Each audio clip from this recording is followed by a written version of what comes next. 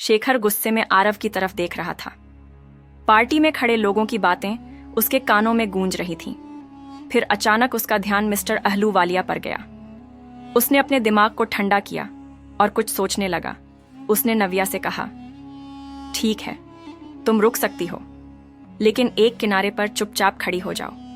मैं नहीं चाहता तुम्हारा यह बेटा आरव हर जगह घूमे और लोग इसे देखकर 10 सवाल करें। क्या नव्या मान लेगी? शेखर की बात क्या चल रहा था? शेखर के दिमाग में क्या नया मोड़ लाएगी? यह पार्टी, नव्या की जिंदगी में यह सब जो अभी हुआ था वो नव्या के ख्यालों की गूथी थी। उसे अच्छे से याद था कि किस तरह उसके पिता ने उसके साथ एंगेजमेंट पार्टी में ज्यादती करी थी, किस तरह उन्होंने आरव के खिलाफ बुरे शब्दों का प्रयोग किया था, और आज वही आरव को किसी होटल में छुपाए हुए थे। आरव का नाम सुनते ही आर्शी के तन बदन में मानो आग सी लग जाती थी। उसे एक ही झटके में नव्या का दिया धोखा याद आ जाता था। I just hate that kid, Arshi ने दांत पीसते हुए चिढ़कर कहा। पर इस वक्त वो हमारी फैमिली के लिए इम्पोर्टेंट है, इसीलिए ना चाहते हुए भी मुझे उसका ध्यान रखना पड़ेगा। डैड का ऑर्डर है, डोंट टेक स्ट्रेस, मैं भी तुम्हारे साथ चलता हूँ। कुछ सोचकर आर्शी ने कहा, सच, तुम चलोगे मेरे साथ?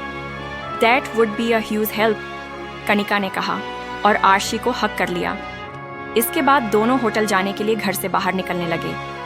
आरव तक पहुंचने का यही सही मौका है, मुझे जल्द से जल्द इनका पीछा करना होगा, नव्या ने खुद से कहा, और उन दोनों के निकलते ही खुद भी पीछे से बाहर निकलकर आगे वाले गेट पर पहुंच गई। उसने छुपकर कणिका और आर्शी को कार से निकलते हुए देखा और उनके जाते ही तुरंत उसने एक ऑटो कर लिया। कुछ देर बाद उसने देखा आर्शी की कार होटल गैलेक्सी के सामने रुकी। कुछ दूरी पर ही नव्या ने ओमेटो रुकवा दी और वहीं पर उतर गई। वो किसी भी तरह का रिस्क नहीं लेना चाहती थी। आखिरकार बात आरव की थी। उसने उतर के देखा तो सामने एक आलीशान होटल था। नव्या ने उनके पीछे जाने की कोशिश की। वहां के स्टाफ मेंबर ने उसे रोक लिया। Excuse me mom, can I see your membership card? Staff member ने पूछा। सॉरी, मेरे पास कोई कार्ड नहीं है। उसकी नज़र अभी भी आर्शी और कनिका पर थी। Then I am sorry mom, हम बिना मेंबरशिप कार्ड के आपको अंदर जाने नहीं दे सकते हैं, स्टाफ मेंबर ने फॉर्मल तरह से कहा। इसी होटल के 5वें फ्लोर पर एक प्रेसिडेंशियल स्वीट था जहां सिर्फ अमीर आकर ठहरते थे। आज इस कमरे में अविनाश अपने डैड रतन आहूजा और मॉम शरीन आहूजा के साथ डिनर करने के लिए आया था। शरीन और रतन कुछ समय से बिजनेस के सिलसिले में लंदन थे। कल ही वह लंदन से वापस चंडीगढ़ आए थे, इसलिए वह सबसे पहले अपने बेटे अविनाश के साथ क्वालिटी टाइम स्पेंड करना चाहते थे। तुम्हें हमारे साथ लंदन आना चाहिए था। इट वॉज ग्रेट, शरीन ने कहा। दिखने में स्मार्ट, एलिगेंट और क्लासी शरीन हमेशा से वर्किंग थी। लाइफ में सब कुछ हासिल किया था, लेकिन अब उनकी बस एक ही चिंता थी, अविनाश की शादी आई। नो मॉम, लंदन जाकर भी आप मेरा पीछा नहीं छोड़ देने वाली थी। मुझे पता है वहां भी किसी न किसी लड़की से मिलवाने का प्लान था आपका, अविनाश ने सैलेड खाते हुए कहा। हाँ तो माँ हूँ, तुम्हारी फिक्र होती है मुझे। तुम्हारी रतन, तुम ही बोलो मैं क्या कुछ गलत कह रही हूँ, शरीन ने परेशान होकर कहा। शरीन, डोंट फोर्स हिम, रतन ने प्यार से कहा। यही वजह है कि यह अब मेरी बात नहीं सुनता। अपने डैड का सपोर्ट जो मिलता है उसे मॉम प्लीज, अविनाश ने कहा। अभी माना कि पिछले सालों में तुम काफी बिजी थे, इस कंपनी को कहां से कहां पहुंचाया है। तुमने दिन रात मेहनत की। तुमने इस दौरान तुम्हें अपनी लाइफ के बारे में सोचने का टाइम ही नहीं मिला होगा। आई अंडरस्टैंड दैट, लेकिन अब तो सब कुछ स्टेबल है। तुम कंट्री के टॉप बिजनेसमैन में से एक हो, तुम्हारी एक अलग पहचान है। अब तुम्हें आगे के बारे में सोचना चाहिए, शरीन ने अविनाश को समझाते हुए कहा।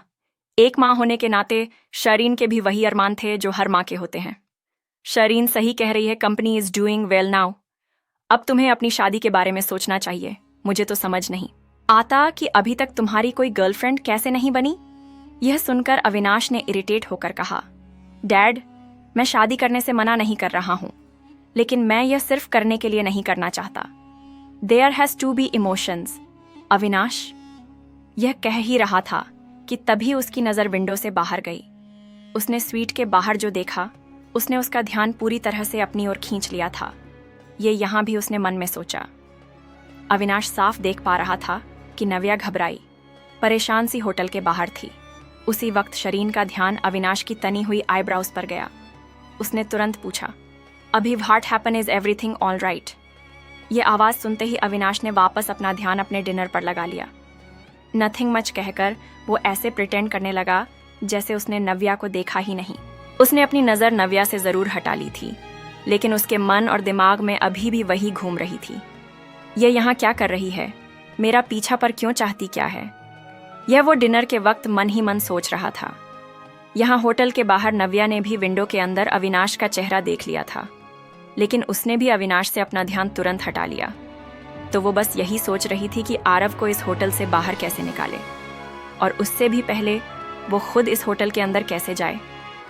तभी उसका ध्यान सामने लगे हुए बोर्ड पर गया, जिस पर लिखा हुआ था, "we are hiring waiter and waitresses".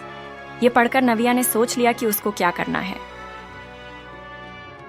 वो तुरंत तेजी से अंदर गई और अंदर जाकर उसने होटल स्टाफ से कहा, "मेरे पास यहाँ का मेंबरशिप कार्ड नहीं है, क्योंकि मैं यहाँ वेट्रेस की जॉब के लिए अप्लाई करने के लिए आई हूँ।"